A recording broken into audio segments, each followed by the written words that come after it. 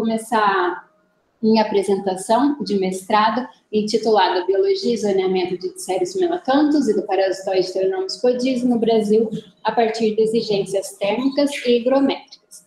Primeiramente,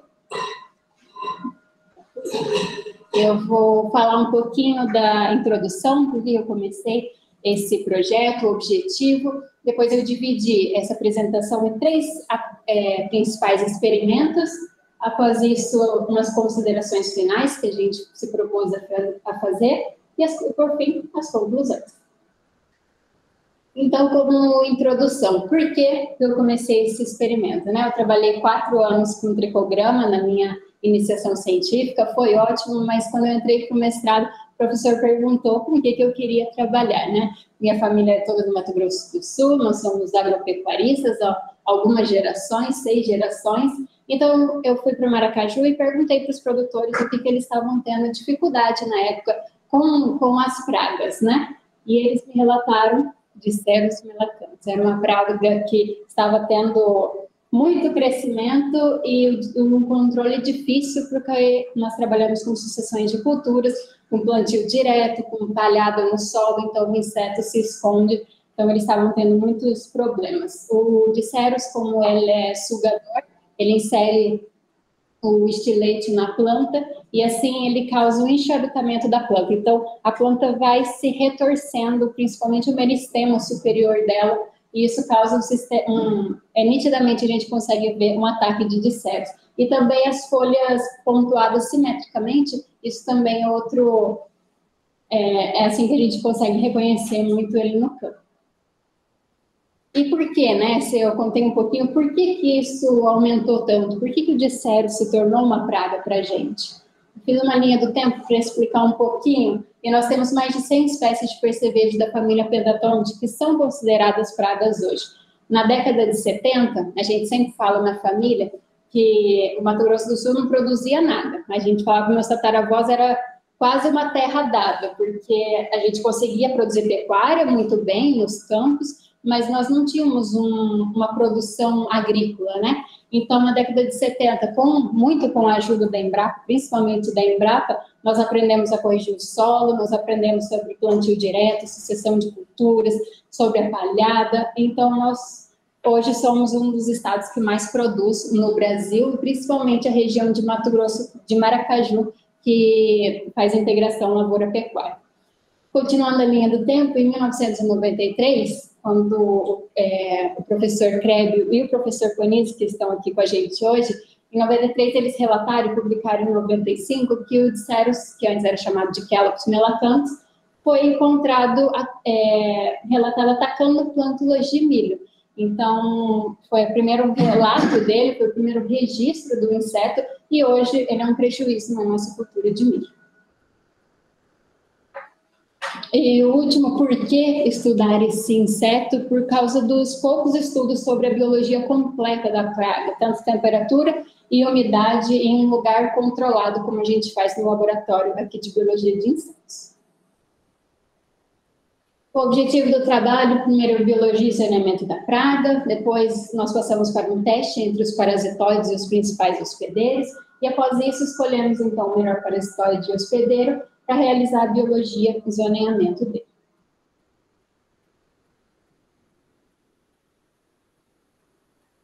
Primeiro experimento, biologia e zoneamento de Dicérios melacanthus. Um pouquinho sobre o inseto, né? Ele é praga secundária da soja, porém ele é praga primária do milho, porque ataca logo os estágios iniciais. Antes era conhecido como Dicalopus melacanthus, e é encontrado em diversos países, e no Brasil ele está nas 5 regiões do país. E como nós realizamos esse experimento, né? A exigência térmica nada mais é do que estudar qual é a melhor temperatura para o inseto se desenvolver. Para isso, nós utilizamos 8 temperaturas, de 18 a 34 graus, a 60% de umidade, 14 horas de luz e 10 horas de escuro. E nós colocamos primeiro de ovos a segundo insta em uma placa de Petri, após isso uma gaiola um pouquinho maior com alimentação, de segundo a quinto insta, e por fim, na fase de adulto, nós separamos um casal para então avaliar todas essas etapas. Um pouquinho dos resultados. O primeiro resultado que a gente obtém é o de duração. Então, nós avaliamos todos os dias como aquele inseto está, se está vivo, se está morto, se passou para primeiro, segundo, qual índice ele está, até a fase final completa de ovo até adulto. E nós encontramos que quanto maior a temperatura que ele é exposto, menor o período ovo adulto do inseto. Para o parâmetro viabilidade, nós vimos que de 25 a 34 graus, o inseto tem uma viabilidade melhor do que nas outras temperaturas. E na fase que nós colocamos eles, os casais, e a gente avaliou todos os dias esses casais, a fecundidade ela foi muito boa, de 25 a 32 graus Celsius, e tem uma diminuição drástica a 34 graus Celsius. A razão sexual não se alterou significativamente entre as temperaturas estudadas, e a longevidade ela se altera bastante entre as temperaturas. Agora, o próximo experimento de exigência higrométrica, que é o estudo da umidade relativa. Então, nós realizamos o estudo a 30, 50, 70 e 90% de umidade relativa, a 25 graus Celsius, que a gente estudou na etapa anterior, que ele se desenvolve muito bem nessa temperatura, 14 horas de luz, 10 horas de escuro, e da mesma forma, uma placa de Petri com os ovos da fase de ovo até segundo Winster, de segundo a quinto em uma gaiolinha um pouquinho maior, já com alimentação, e um casal de adultos foi selecionado, vários casais de adultos, a gente concluiu a última fase do ciclo. Como resultado, também duração, e a gente observa que quanto maior a umidade relativa, maior também o período ovo adulto, mas com pouca diferença entre as umidades. Sobre a viabilidade, a 50 a gente tem um aumento dela, a 70 a gente pode verificar o maior valor, e a 90 ela tem um decréscimo bem significativo. E os parâmetros avaliados para os casais, de 50% a 70% a fecundidade foi muito boa sim, a 90% nós temos um decréscimo, a razão sexual não se alterou nas diferentes umidades relativas, e a longevidade foi maior, a 70% de umidade. Então, nós realizamos todos esses parâmetros, pegamos todos esses resultados e fizemos uma tabela de vida e de fertilidade do inseto de Cerus melacantha. Com isso, na tabela de vida e fertilidade, aqui no laboratório, nós avaliamos cinco parâmetros, né? A taxa líquida de reprodução, capacidade de aumentar em número, razão finita de aumento, tempo médio de uma geração e tempo para a população duplicar. Nesses todos eu ressaltei o R0, que é a nossa taxa líquida de reprodução. A gente pode ver que na faixa de 25 a 32, o inseto se desenvolve muito bem, como eu já tinha mencionado anteriormente. A mesma coisa para exigência higrométrica, nós pegamos os dados e colocamos na tabela de vida e de fertilidade, e a 70% a gente pode ver que tem uma taxa líquida de reprodução muito boa também. Então, fazendo tudo isso, analisando todos esses parâmetros, nós vemos só um resuminho que de 25 a 32 graus Celsius, os insetos se desenvolvem muito bem, com uma umidade relativa de 70%. Então, a próxima etapa foi realizar o zoneamento, que nada mais é do que nós pegamos as localidades do Brasil, várias localidades, e nós pegamos a média de temperatura e umidade de cada localidade. E com isso nós juntamos com o nosso R0, com as temperaturas e umidades do inseto. E nós juntamos esses mapas, são mapas interpolados por mês, mensalmente, a gente consegue ver o aumento do inseto, a reprodução. Então, nesse mapa é mais visível para a gente ver do que apresentar somente números. Então, vocês podem ver que quanto mais escuro é onde o inseto se reproduz mais nas diferentes regiões do Brasil, nas diferentes meses do ano.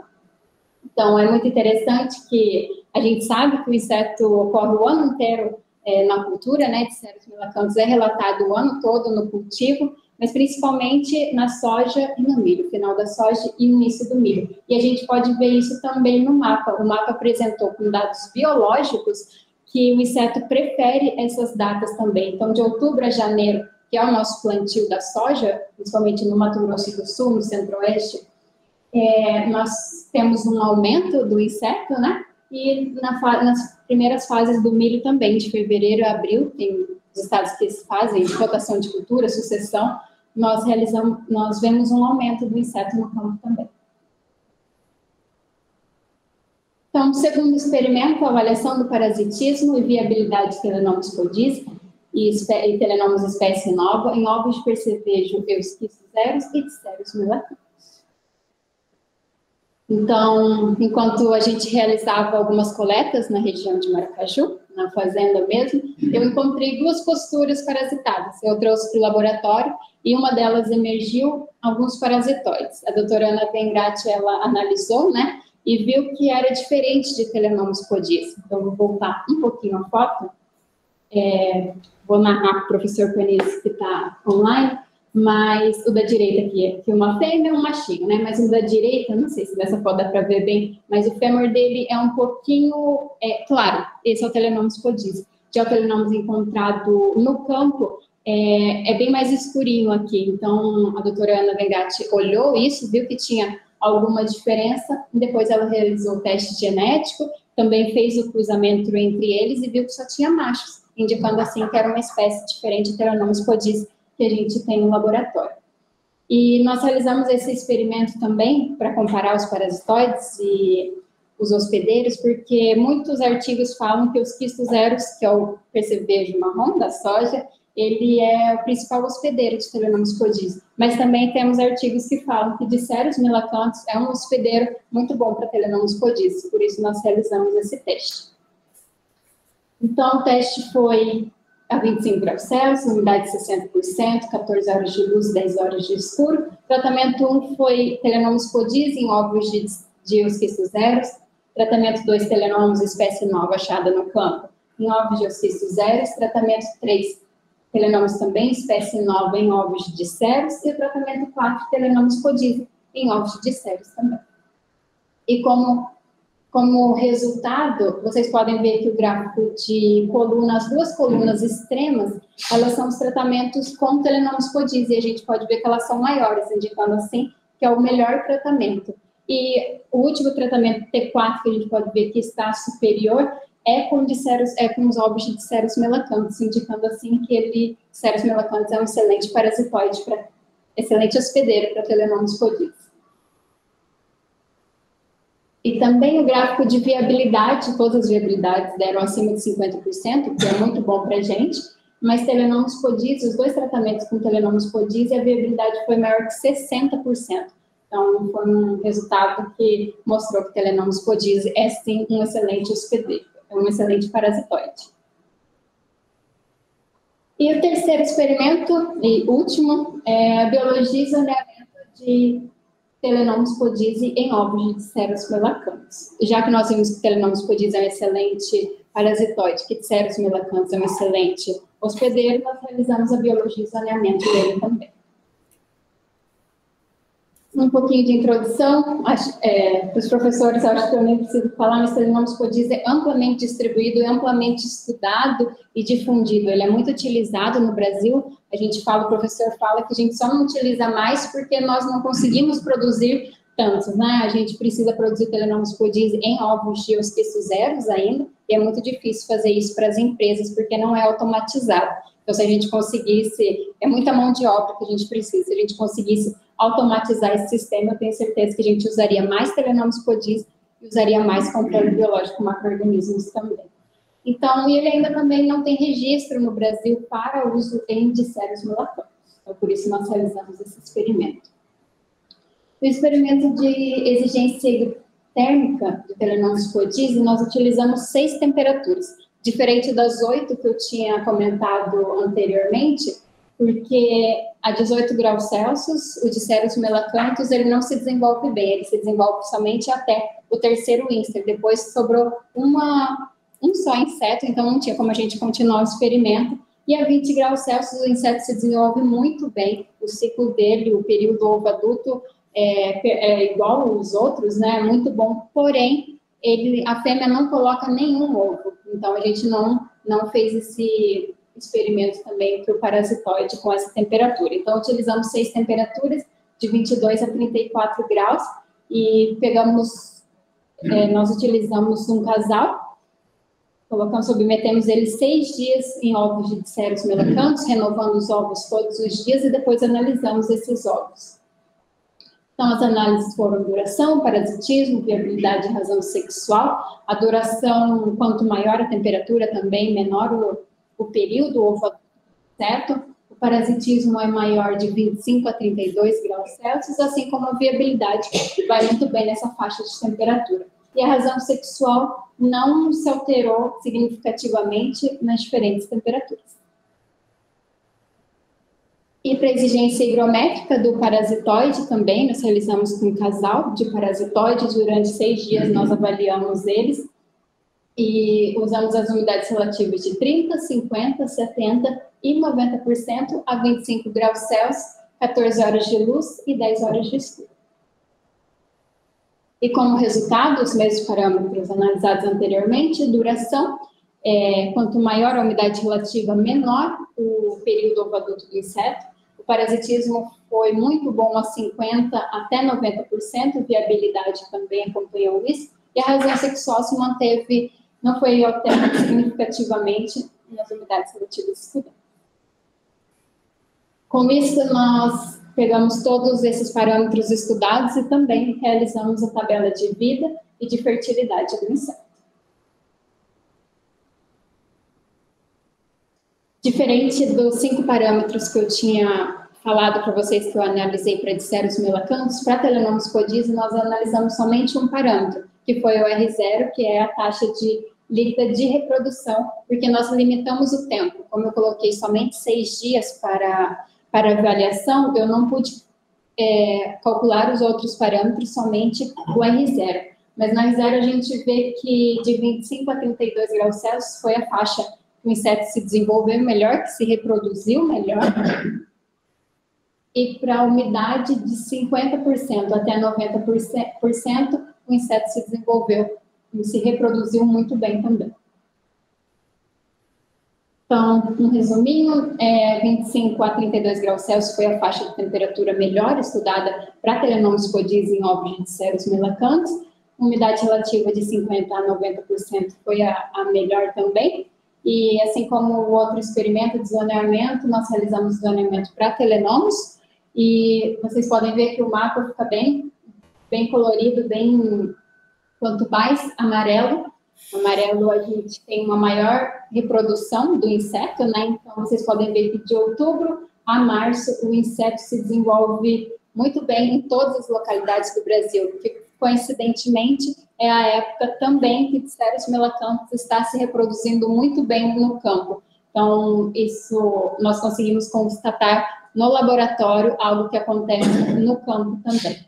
E, como vocês podem ver, ele está disperso em todo o território.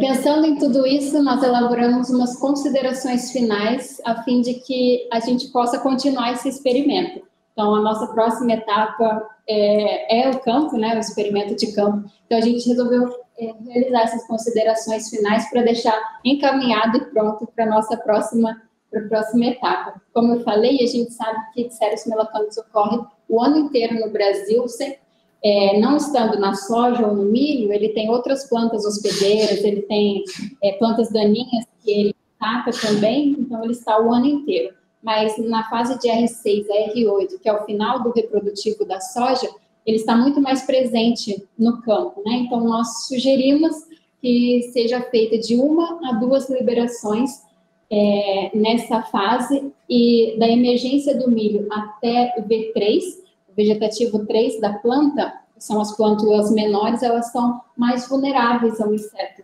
Então, é outra fase que nós sugerimos de 1 a 2 liberações de Telenomus podise para controle de Dicerius melacanthus. Como conclusões, para o primeiro experimento, para biologia e zoneamento de Dicerius melacanthus, a faixa de temperatura de 25 a 32 graus Celsius foi favorável ao inseto, a 70% de umidade, né? A constante térmica que nós encontramos foi de 356,87 graus dias, com limite térmico inferior de 14,48. Para o segundo teste, que foi o teste entre os parasitoides, Telenomus podise é mais eficiente que o Telenomus espécie nova encontrada no campo, né? E Telenomus codise apresenta preferência pelos ovos do hospedeiro de frutos melatonos. E a última conclusão de biologia e zoneamento de Telenomus codise é que de 25 a 32 graus Celsius é a faixa adequada para o desenvolvimento do inseto, com umidade relativa acima de 50%, de 50% a 90%. Constante térmica de 277,38 graus dias e uma 7,32 e temperatura máxima de 40,98 graus Celsius. Então, queria agradecer primeiramente a minha equipe de coleta e a minha equipe de pesquisa, brincadeiras à parte, mas minha família me ajudou muito até a coletar os insetos no campo, foram comigo, tem uma foto até da minha avó, com 82 anos, coletando disseiros para mim, e minha equipe de experimento também, meu marido que aqui está, e ao final de semana me ajudar também, a Exalquia, a Gloriosa, por toda essa estrutura, por tudo que ela nos oferece, a CAPES pela bolsa, ao Laboratório de Biologia de Insetos, até fisicamente, porque ajuda com toda a estrutura, tem tudo que a gente precisa lá, a toda a equipe, ao professor Parra por tudo, não posso falar muito, mas pela experiência, por toda a orientação, todos que me ajudaram a, em todas as horas, fazer esse experimento, até todas as conversas, eu não conseguiria citar o nome de todo mundo aqui, mas muito obrigada a todos.